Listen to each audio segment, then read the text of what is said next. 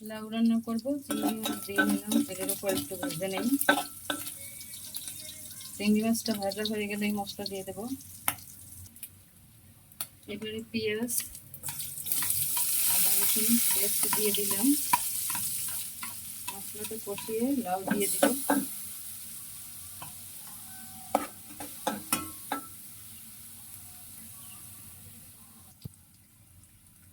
এবার দিয়ে দেব হলুদ মরিচের গুঁড়া, লবণ একসাথে দেব,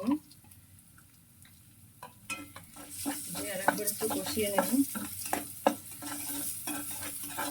কষিয়ে দেন একটু ঝোল অ্যাড করবো।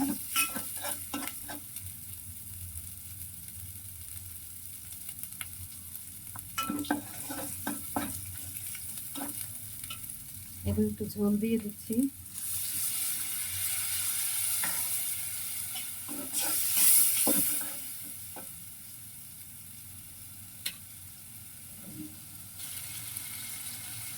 এবার লাউগুলো ঢেলে দিলাম।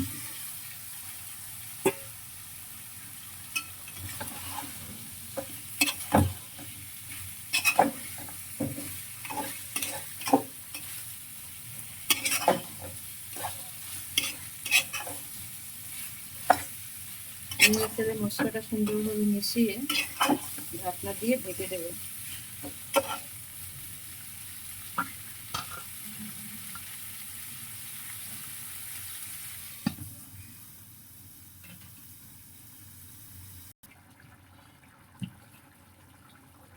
লাউটা প্রায় হয়ে আসছে, এখন কাঁচামরিচ দিয়ে দিচ্ছি।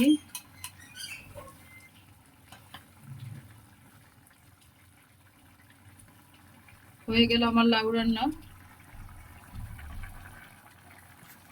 এখন অন্য একটা পাত্রে তুলে নেই।